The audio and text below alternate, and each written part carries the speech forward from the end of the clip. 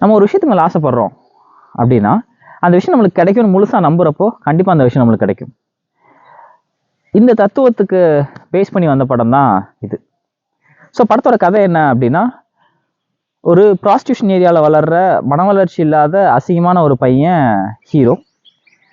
ஒரு ஃபாரின் ரிட்டர்னான கோடீஸ்வர ஒரு அழகான ஒரு பொண்ணு வந்து ஹீரோயின். இவங்க 2 பேரும் லவ் பண்ணி கல்யாணம் பண்ணிக்கிறாங்க அப்படின்னு சொல்கிறதான் கதை. ஸோ அதை சொல்லும் போது எவ்வளோ லாஜிக்லெஸ் சீன்ஸ் இருக்கணும். ஆனால் அப்படி எதுவுமே இல்லாமல் ரொம்ப அழகாக நம்பகத்தன்மையோடு எடுக்கப்பட்ட படம் தான் இது, குணா. ஸோ இந்த படத்தில் வந்து கதையை தாண்டி ரொம்ப முக்கியமான ஒரு விஷயமா நான் பார்க்குறது வந்து இதனுடைய கதாபாத்திரங்கள். ரொம்ப முக்கியமான ஒரு 3 கதாபாத்திரங்கள் மட்டும் நம்ம பார்க்கலாம். So first of all hero Guna என்கிற குணசேகரன். ஸோ இவருக்கு வந்து 2 தீமில் தான் இவருடைய கேரக்டர் வந்து எழுதியிருக்காங்க. ஒன்று வந்து இவர் வந்து நான் சாதாரண மனுஷன் இல்லை அப்படிங்கிறது, 2வது அபிராமி எனக்கு கிடச்சிடும் அப்படிங்கிறது. ஸோ இப்போ நான் சாதாரண மனுஷன் இல்லை அப்படிங்கிறத நம்ம வந்து எப்படி காட்டலாம்? அப்போ ஃபஸ்ட்டு அவங்க அம்மா இறந்துட்டாங்கன்னு உள்ளே வரும்போது ஒரு மாடுகிட்ட வந்து தன்னோட வருத்தத்தை சொல்லிகிட்டு இருப்பார். அதுக்கடுத்து அவங்க ஹீரோயினை கடத்திட்டு உள்ளே போகும்போது ஒரு சிட்டுக்குருவிட்ட பேசிகிட்டு இருப்பார். அடிபட்டு குகைக்குள்ளே போகிறப்ப கூட அதே மாதிரி ஒரு குருவிட்ட பேசிகிட்டு இருப்பார். வில்லன் சுட்டதுக்கப்புறம் இதே சாதா மனுஷங்களாம் தான் செத்துருப்பாங்கன்னு சொல்லியிருப்பார். கிளைமேக்ஸில் வந்து அவங்க அம்மா எனக்கு ஒன்றுமே புரியல அப்படின்னு சொல்லும்போது உங்களால் புரிஞ்சிக்க முடியாது, மனுஷங்களால் அதை புரிஞ்சிக்க முடியாது, ஏன் கண்மணி அன்போடு காதலன் பாட்டில் கூட மனிதன் உணர்ந்து கொள்ள இது மனித காதல் அல்ல அப்படிங்கிற ஒரு லைன் வரும். ஸோ நான் ஒரு நார்மல் ஹியூமன் இல்லை அப்படிங்கிறத வந்து அவர் பதிவு பண்ணிக்கிட்டே இருப்பார். 2வது விஷயம், அவருக்கு வந்து அபிராமி கிடச்சிடும் அப்படிங்கிற ஒரு நம்பிக்கை இருந்துகிட்டே இருக்கும். அதாவது படம் ஃபுல்லாக ஒரு கான்ஸ்டண்ட்டான கான்ஃபிடென்ஸ் வந்து அவருக்கு இருந்துகிட்டே இருக்கும். அண்ட் அவர் நினச்சது வந்து அவர் கண்டிப்பாக கிடச்சிரும். ஸோ இந்த ரைட்டிங் ஆஃப் ஹீரோ வந்து எனக்கு ரொம்ப ஸ்பெஷல். அடுத்ததாக ஹீரோயின் அபிராமி என்கிற ரோஷினி. ஸோ இவங்களுக்கு வந்து ஒரு சேஞ்ச் ஆஃப் மைண்ட் செட் வந்து படம் ஃபுல்லாக இருந்துகிட்டே இருக்கும். ஃபார் எக்ஸாம்பிள், அவங்க முதல் தடவை வந்து கடத்திட்டு வரும்போது இவர் வந்து ஒரு திருடன், ஒரு கொலகாரன், ஒரு கெட்டவன் அப்படிங்கிற மாதிரி ஒரு பிம்பம் இருக்கும். அடுத்ததாக போக போக போக வந்து இவன் ஒரு பைத்தியம் அப்படிங்கிற ஒரு ஆட்டிடியூட் வரும். கொஞ்ச நாளில் அவங்க வந்து தப்பிக்க முயற்சி பண்ணும்போது இவரும் கீழே தொங்கிட்டு இருக்கும்போது என்ன சொல்லுவாங்க அப்படின்னா, நீ நல்லவன் ஆனால் அவனை காப்பாற்ற முடியாதுன்னு சொல்லுவாங்க. ஸோ அப்போ ஒரு திருடன்லேருந்து ஒரு பைத்தியத்துலேருந்து ஒரு நல்லவன், ஒரு இன்னசென்ட் அப்படிங்கிற ஒரு இதுக்கு மைண்ட் செட் மாறும். அதுக்கப்புறமா தன்னை கல்யாணம் பண்ணிக்க சொல்லுவாங்க. கிளைமேக்ஸில் வந்து ரேகா அவர்கள் தாலியை கழட்டிடலாம் அப்படின்னு சொல்லும்போது, இல்லை நான் மிஸ்ஸஸ் குணா, நான் ஏன் கலட்டணும் அப்படின்னு சொல்லுவாங்க. ஸோ இந்த ஒரு வேரியேஷனை வந்து ரொம்ப அழகாக எடுத்துகிட்டு போயிருப்பாங்க. And that is the special about this character. 3வதா இதனுடைய குணச்சித்திர கதாபாத்திரம், அதாவது ரேகா. படம் ஃபுல்லாக ஒரு கேரக்டர் கமலுக்கு வந்து சப்போர்ட் பண்ணிக்கிட்டே இருக்கணும், ஸோ எங்கேயுமே விட்டு கொடுக்கக்கூடாது, ரொம்ப நல்லா பார்த்துக்கணும் அப்படிங்கிற மாதிரியான கேரக்டர் வந்து ரேகா அவங்களுக்கு இருக்குது. ஃபஸ்ட்டு சீன்லேருந்து லாஸ்ட் கிளைமேக்ஸ் வரைக்குமே ஒரு குணாவை மதிக்கிற ஒரே ஒரு ஆள் யார் அப்படின்னா ரேகா தான். ரேகா வந்து ஒரு ப்ராஸ்டியூட்டாக இருப்பாங்க, குணாவும் அங்கே தான் வளருவார். ஆனால் இவங்க 2 பேருனுடைய relationship in terms of profession இதை எப்படி சொல்லலாம் அப்படிங்கும்போது தான் உன்னை நான் அறிவேன் அப்படிங்கிற பாட்டில் வந்து நரேட் பண்ணியிருப்பாங்க. ஸோ ஒரு கம்ப்ளீட் கேரக்டரைசேஷன் வந்து ஒரு 2 லைனில் இந்த பாட்டில் சொல்லியிருப்பாங்க. இந்த படத்தோட இன்னொரு முக்கியமான ஸ்பெஷல் என்ன அப்படின்னா இசையும் பாடல்களும். ஸோ ஒரு பாட்டும் ரொம்ப ஸ்பெஷலாக வந்து உருவாக்கியிருக்காரு இசைஞானி இளையராஜா. என்னுடைய டைட்டில் கார்டு அப்படின்னு பார்த்தீங்கன்னா, ஒரு எல்லாத்தையும் துறந்து வெளியே வந்த ஒரு துறவியாக இருக்கப்போ அவன் மக்களை என்ன மைண்ட் செட்டில் பார்ப்பான் அப்படிங்கிற மாதிரியான ஒரு பாட்டு இது.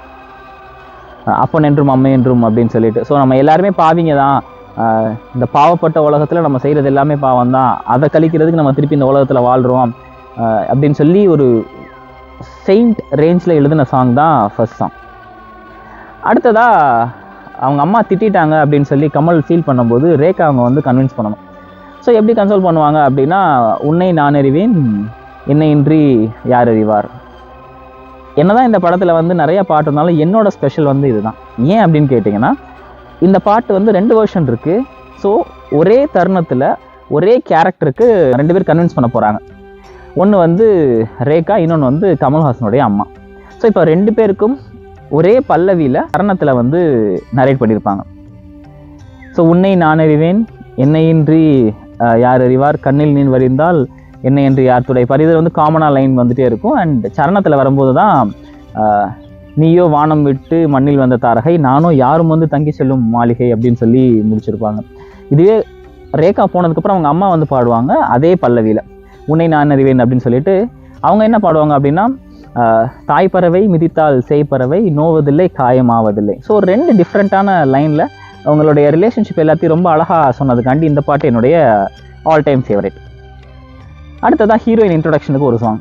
ஸோ இப்போது ஒரு கடவுள் வந்து நம்ம லைஃப்பில் வருவா அப்படின்னு சொல்லி நம்பிக்கிட்டு இருக்கும்போது அதுக்கேற்ற மாதிரியே அங்கே இருக்கிற ஒரு கோயிலில் இருக்கிற போர்டு கை காட்டுறதா இருக்கட்டும், அங்கே இருக்கிற செக்யூரிட்டி கை காட்டுறதா இருக்கட்டும், கடைசியாக வந்து அவர் அபிராமி அப்படிங்கிற ஒரு கேரக்டர் வந்து மீட் பண்ணுவார். அப்போ ஒரு பாட்டு வரும். வழக்கம் போல் நம்மளுடைய தெய்வீக குரல் கொண்ட ஜேசுதாஸ் அவர்கள் பாடியிருக்காரு. இந்த பாட்டில் அபிராமி அந்தாதிகளுடைய லிரிக்ஸையும் வச்சு ரொம்ப அழகாக ஒரு மாதிரி ப்ளசண்ட்டாக கொண்டு போனது வந்து இந்த பாட்டோட ஸ்பெஷல். அதுக்கப்புறம் எல்லாரோட ஃபேவரேட் கண்மணி அன்போடு காதலன். ஸோ இந்த பாட்டோட சுச்சுவேஷனே ரொம்ப யூனிக்காக இருக்கும். அதாவது எழுத படிக்க தெரியாத ஒரு ஹீரோ எழுத படிக்க தெரிஞ்ச தன்னுடைய லவ்வருக்கு ஒரு லெட்டர் எழுதணும். ஆனால் அதை வந்து யார்கிட்ட கொடுத்து எழுதுறது?